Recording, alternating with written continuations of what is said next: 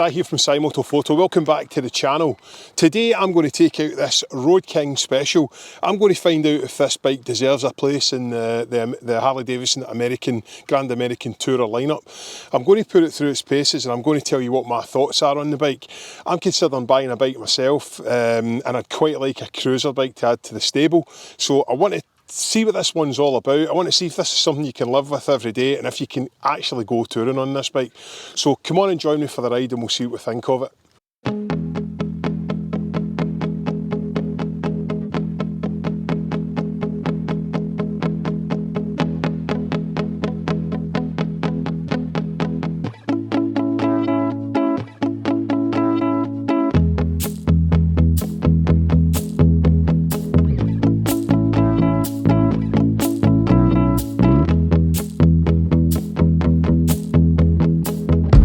So here we have it, the Road King Special. And this bike is a kind of dark blacked out version of the Road King, and you know the purpose of this ride today is for me to genuinely find out if this is actually a touring bike, or you know, is it, you know, does it actually have a purpose in the Harley Davidson range, because it's categorised in the American Grand Touring section. And when you look at that, you know, and you think there's no wind protection on the bike, how can that be possible for a Grand Touring bike?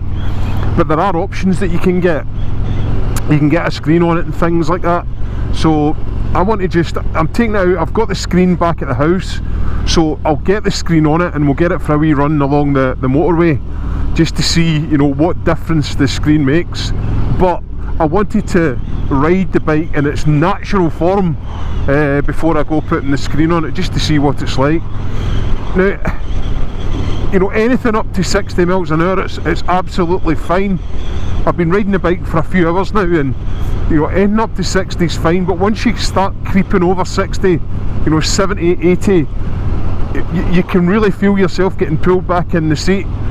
And it's, you know, I don't know if it's because of the way you're sitting on this bike, your feet are slightly out forward. They're not really, you know, really sort of forward pegs, but they've got boards that are kind of in between mid and forwards. So your legs are sitting slightly forward.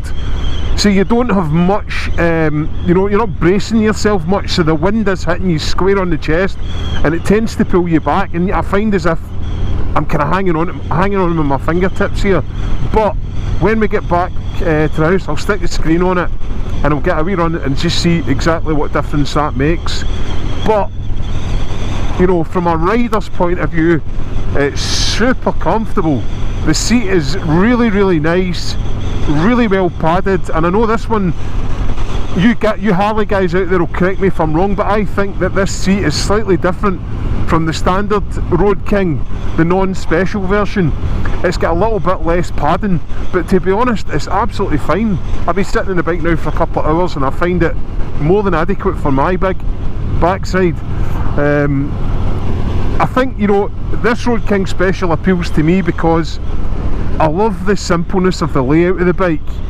I love the fact that it's got a nice big tachometer in the centre here, giving you your speedo. You know, there's a little bit of a digital cluster underneath, which is giving me, at the minute it's showing my mileometer, but you know, you can scroll through that and it'll give you, you know, your rear, your time, your gear indicator, your front tyre pressure, your rear tyre pressure, and then back to your odometer. So it gives you just enough information on that little screen. You know, it's a stripped back to basics, no messing about Harley Davidson, and that appeals to me. You know, I've ridden a few Harleys now since I've been involved with West Coast, and you know, as much as I think the Street Glide is a really gorgeous looking motorcycle, and I think it's a fantastic looking motorcycle, the fact that it's got screens and technology and stuff like that on it, it just doesn't really appeal to me, because I think over time it will date. And then that's fine if you're only going to buy the bike and use it for a few years and trade it in, you know, you got it in a PCP or something like that, and you trade it in and you get yourself, you know, the latest and greatest in technology. But if you know, if you want to buy the bike, if you're in like me, I like to buy a bike and keep a bike, and you know, if you're going to buy something like this, and you want to keep it long term, this Road King will last the test of time. You know, this is the type of bike, right, that, you know, once you're old and decrepit and you can't ride anymore, or you've lost the motivation, and your bike's sat in the garage for 20 years, and your son or your grandson opens the garage door in 20 or 30 years time, and they pull this bike out the garage, it'll look as cool the day they bring it out as the day you put it away. It's just timeless. It's got a classic timeless appeal about it, and I totally get that. It's a Milwaukee 8 114 engine that the bike's got. These Milwaukee 8 engines arrived on the scene a few years back now, but they're I've not ridden one of the pre-Milwaukee 8 engines, but you know, from what I heard in the past, Harleys would rattle your fillings out, and I don't feel it's very, very refined when you're on the bike. It's for a big twin. It's not lurchy at all. It's very smooth, and it's a really refined engine actually. You know, they talk about 114 cubic inches, and for anybody that's not 100% with these cubic inches things, that means 1,868cc, so it's a big freaking almost 1900cc twin engine throbbing away underneath you. It's just got oodles and oodles of shove and grunt. It's not got massive horsepower. I think we're talking around about 90 horsepower, but you know, from a torque perspective, it just absolutely rattles you along the road. The torque numbers are about 158 Newton meters, so it's that's a lot of torque for a bike. You know, as I say, the power's in a kind of narrow power band area of the rev range, but you know, when you're in that sweet spot, it's just mammoth power coming out the engine. It's a joy actually to ride, and it's quite fun to ride a bike like that. It just gives you that real shove in the pants feeling when you open the throttle. It's, although you've got these big bags on the side, and you know, it's quite restrictive, but it looks of it, you know, in terms of ground clearance, Harley Davidson quote a 32 degree lean angle, which is more than adequate, unless you're absolutely going for it. 32 degrees is more than adequate, and the bike's got these sort of crash bungs at the front of it. In the event of you dropping it in a slow spill, it's going to protect the engine and stuff like that from getting damaged. So they're a really good addition, and they come with the bike as standard as well. Now, from a cruising point of view, it's a really relaxed riding position. It's a really comfortable seat. The suspension's nice and plush on the bike. It's got quite gentle feeling, and it's got an engine that just pulls and pulls and pulls. It's so torquey, you know, don't get me wrong, it's not a sports bike engine, so it's not going to rev to the moon. You know, there's a kind of narrow power band for the power, but in that power band, the power is absolutely glorious. It just pulls you, feel like punching you in the backside as it pulls you along, and it's got a really nice rumble to it as well. You know, it's just what you would expect with Harley Davidson. This particular bike has got the standard OEM pipes on it, right, so at idle it's a bit muted, but who keeps the bike standard when they buy? You know, when you put a set of pipes on this and you do a stage 1 or a stage 2 tune on it, you know, that's going to open the bike up, and it's going to make it sound a lot more like a Harley should sound. So I'm not going to judge the bike on the state of the OEM silencers, but what a pleasure to ride. It's really nice to ride. The tank that's on the bike's almost a 23 litre tank, which is giving you, well, it's 22.7 litres or something like that you get in the tank. So there's plenty of room there for, you know, for doing plenty of miles. That'll get you, you know, some decent mileage out of the tank, and also the bike's sort of weight, its wet weight is around about 366 kilograms. So it's not a lightweight bike, but you know, when you're pushing it about in the garage and stuff, it does feel like a bit of a brute. But when you're on the move, it loses its weight really quickly. It just disappears actually. The seat height in the bike is 695 millimeters. Now I'm 6 foot exactly. I've got a 32 inch inside leg, and I am absolutely flat footed on both sides here. I've got a bend, quite a good bend in my leg as well. So it gives you, you know, really good confidence that you've got plenty of purchase on the ground when you're doing your sort of slow speed manoeuvres where you're going to turn the bike round. If you came to a stop and you want to kind of paddle it round, I've got plenty of grip on the ground with this. It's a 6-speed gearbox that's on the bike, and you've got a belt drive. Now I don't know why lots of manufacturers don't use belt drive. It's pretty much maintenance free, and they last for ages. You know, it just seems to be a really good solution for a drivetrain. And it's, you know, it's great that Harley use that on the bikes, because You know, you don't get, you know, chain slap, you don't have to adjust the chain, you don't have to lubricate it, you just fit and forget, and that's it. And, you know, and you replace it when it's due to be replaced. You know, tell us in the comment section, what is the mileage? I think it's 30, 40, 50,000 miles. It's a lot of miles before you need to replace one of the drive belts on them. But let us know, whoever knows, just let us know exactly what the mileages are that you change the belts. The brakes on the bikes are really good, actually. I believe it's Brembo that make these brakes, and they're really nice. There's a really nice modulation through the lever in the bike when you're pulling the brakes on. They've got more than enough stopping power. I've not felt them lacking in any way. In fact, I've actually felt them really good. Do you know, I'm genuinely looking at a new motorcycle for myself, and I've been drawn towards the cruiser market. Over the last few years working in the bike industry, it's drawn me towards a totally different type of bike from what I would normally buy and ride. And the bikes that I've enjoyed riding the most over the last couple of years has been the cruiser type bikes. I just love this really comfortable, laid back, you know, no nonsense ride that they give you. I just think it's a fantastic, you know, way to enjoy motorcycling, a totally different way from what I'm used to enjoying motorcycling. And you know, I dare anybody that's not had a ride of a cruiser to go and get a ride of one. And I'm looking at a few different bikes, and I've been looking at a couple of Harleys as well, and I took out the Breakout. Some of you might see the Breakout review. I'll leave it in at the end of the video. If you want to have a look at the Breakout review, go and have a look at it. But I have to be honest, I've ridden a number of Harleys now. I've not done reviews on a number of them, but I've ridden a number of different Harley models, and the Breakout really stood out to me. It was a bike that I really enjoyed riding.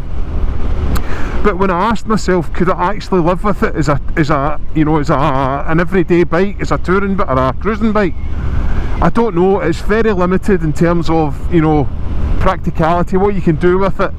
And I know sometimes you throw practicality out the window, but you know, in the real world, you know, I do like a bit of carrying capacity on the bike. You know, and the Breakout is fantastic as it was to ride. You know, and as much as I loved the bike, I just don't know if it's the bike I would get. So I looked at the cruiser bikes, you know, the Grand American Cruisers and Grand Touring bikes, and you know, I was looking at the Street Glide, but as I said, I don't particularly like the Street Glide in terms of the technology. Same with the Road King. You know, and I'm thinking, what else could I get? And then I looked at the Lowrider ST, and I've not ridden that bike yet, and I want to get a ride of that bike, and I'll do a review on it as soon as I can. But initially, sitting on the bike, I found that the pegs were really high, and I found as if I was really sitting on top of the bike rather than in the bike. And that's fine, you know, you can dial that out with a different set of pegs and stuff. But you know, the other bike that sort of jumped out to me was this Road King, and the only niggling doubt in my head was the fact that, you know, there isn't any wind protection, but you can deal with that. You can deal with that with a screen. But this bike's got the baggers on the back. You've got plenty of carrying capacity. You know, there's space for a pillion. This one's got a pillion backrest on it as well. So it seems to be, you know, a do-it-all bike, the Road King, but also maintaining that classic Harley Davidson charm. So, you know, this is a bike I'm seriously considering at the minute. LED lighting all round, so you've got a Daymaker headlight at the front and this lovely light bucket thing. And I believe that was long overdue. The lights before were like halogen lights, and I think they were a wee bit lacking, but the LED lights make a big difference. I believe, I've not actually ridden this bike at night, but from the feedback I've got from other people, it makes a big difference at night with that Daymaker headlight on it. And again, it's LED lights at the back as well, so you're, you know, plenty visible when you're on the bike. I think this bike's priced really well. It's priced at $24,595 for this standard vivid black colour. You can also get the bike in like an orange colour, or you can get it in it's like a blue, denim blue type colour, and those colours are an extra 500 quid or something like that, 550 quid.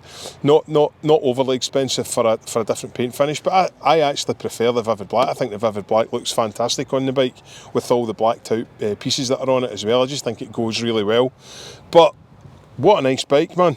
What a fantastic bike. And the bags that are in the back as well, if I can just get a look in the bags, there's plenty of room in them.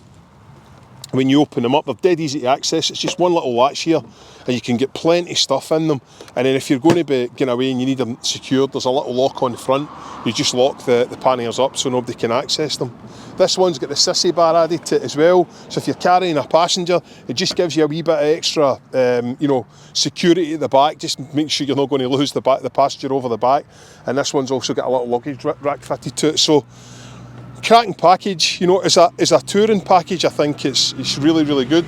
It's you can sit in this bike and do plenty of miles on it. With that windscreen on it, makes the world of difference. It's just a great bike, a fantastic bike. There's some other bikes that I'll be riding, I'm going to compare it against, and we'll see what one I ultimately go for. But so far I'm really enjoying this Road King. It's really nice. One thing I would say is the clutch is quite heavy on it. Now I know Harley Davidson used to have power assisted clutches, and they've done away with it. I think there was a lot of criticism about them. I've never ridden one with the servo assisted clutch, but I do feel that clutch a wee bit heavy, and I think that's maybe niggling away at me in traffic. Would that be a bit of a pain? But I'm being really sort of picky, really picky. It's not mental heavy, it's just a wee bit heavy.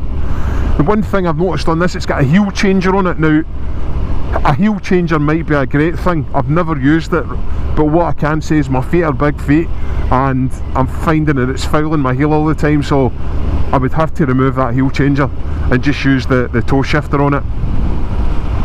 The bike's got cruise control standard, which is a really good feature, especially on a cruiser. And I love the way that you've got your fuel gauge here, your petrol tank,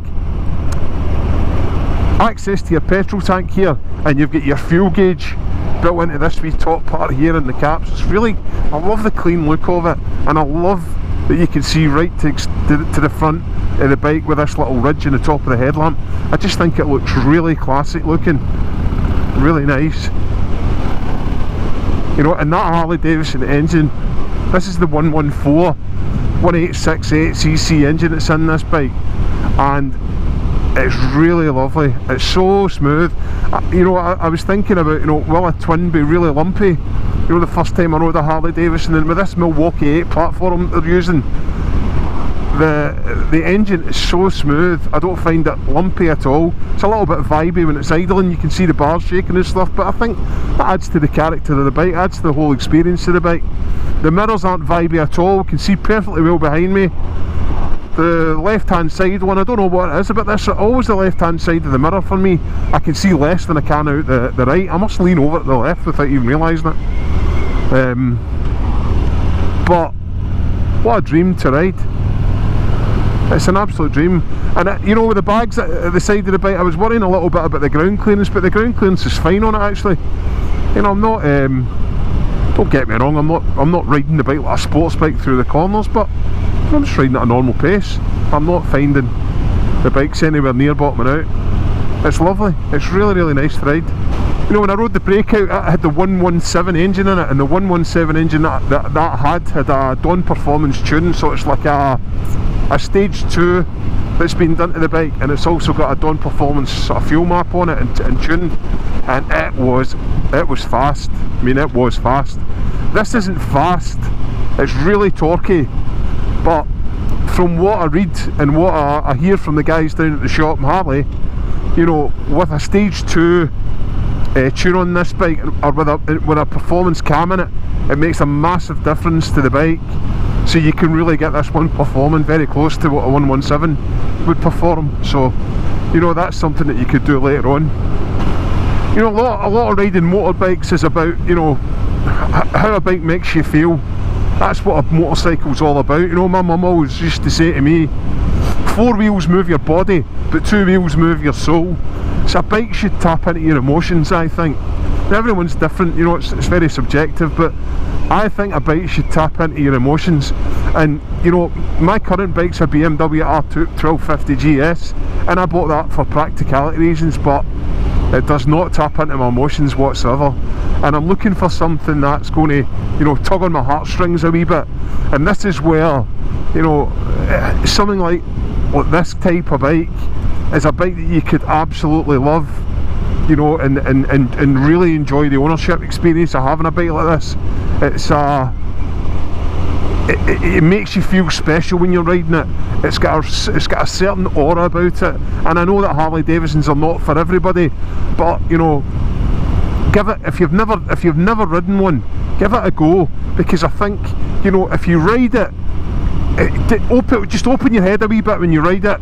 It's not a sports bike, it's not an adventure bike, it's a cruiser, and if you ride the bike the way it's meant to be ridden and enjoy it for what it is, it's a whole different experience.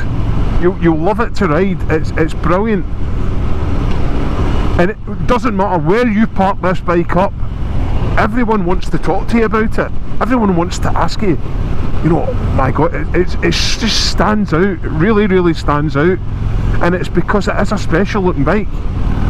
You know, it's not your typical plastic clad motorcycle that people hoon about the countryside on. It's a bit different. It stops the traffic, you know, it's something that people,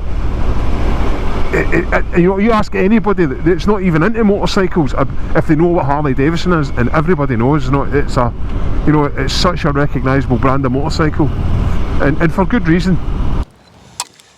This screen is really easy to get off and on, so it's a simple, you pull it forward and it unloosens from the lugs at the top here, and then you pull it out and that's it. The screen's off and the bike's just a Road King special, as you know, as we know and love it. It's really quite cool. But then, you know, to give it that added practicality for touring, you just pop the screen back on, lugs at the bottom,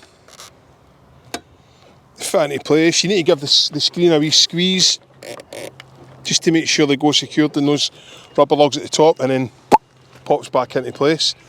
Fantastic addition to the bike, and as we'll see when we go for a wee run, that, you know, how that compares and what difference that makes to the wind blast that's on the bike itself. Right, let's see what difference it makes with the screen on then. So we're just jumping onto the motorway. I don't know if you'll be able to see over the screen here, but apologies if you can't. But this is a genuine Harley screen that's on the bike, and it's really easy to fit. As you've seen, it's a doddle to stick on, so you can, you know, within a couple of minutes, or a couple of seconds even, you can have the bike looking like, you know, the classic Road King. Classic Road King special that just looks fantastic. But then you stick the screen on it, and, you know, from a touring perspective, this is giving you a fair bit of shielding at the front of the bike, and it's just taking that wind blast off your chest and just making it, I'll just pull the speed up a wee bit. So they were sitting at 75, and it makes all the difference in the world actually, you know, to sit on it. Makes it more comfortable. It's still got a bit of wind blast in your head, but that's fine. It's quite clean air, it's not buffeting my head about, so it's actually really quite pleasant. But no, this is a big thumbs up from me for the screen. This makes all the difference in the world, and this would actually transform the bike, letting you do a bit of cruising with the bike, sorry, touring with the bike. So it's not just a one-trick pony. It's definitely got, you know, a lot more in its locker once you stick that screen on it. But fantastic. That's a great addition to the bike. If you're getting a Road King Special, you need one of these. The Road King Special, well, that was an absolute blast. I thoroughly enjoyed taking this out today. I love the fact that this bike is, you know, a real classic looking Harley. It's a bike that's timeless in my opinion. You could put this bike in the garage, and in 30 years time you could bring it back out and it'll look as cool the day you bring it back out as the day you put it in the garage. It's a fantastic looking bike. Is it capable to be a touring machine? Well, as you've seen with the screen on it, it makes a massive difference in terms of the wind protection. And with these bags, you know, there's plenty of space in these bags that you can put a rack on the back of them. You know, you've got your seat with your sissy bar at the back here. If you want to stick stuff on the back, if you're not carrying a passenger, there's a wee bit more room. It's a joy actually, and it's a comfortable bike. It's a pleasure to sit on. You could sit in it for days on end just touring away. So it's a phenomenal bike, and as far as I'm concerned, it's absolutely well placed in the category of Grand American touring bike. But listen, I want to say a big massive shout out to the guys at West Coast Harley Davidson for giving me access to these bikes, in particular Derek Muir, the sales manager there. He's been great, and I'm sure if any of you guys want to go down and get a shot of this bike to see what you think of it, get in touch with the guys at West Coast Harley. They'll be more than happy to help you out with a test ride and see for yourself what the bike's all about. But listen, if you've enjoyed the video, please give it a thumbs up, subscribe to the channel if I've earned your subscription. There's plenty more content to come. If there's any bikes in particular you'd like to see me review, stick it in the comment section. There'll be plenty of Triumph content as normal coming up in the near future, but every now and again we'll drop some Harley reviews, and especially just now because I'm in the market for a bike myself. I'm looking for a cruiser type bike, and I'm looking at lots of different options, so I'll keep you posted with that. The next one that I bring up in the channel, I'll let you know if it's something that I'm considering myself. But thanks again for tuning in to Moto Photo, and I look forward to seeing you in the next video. Take it easy.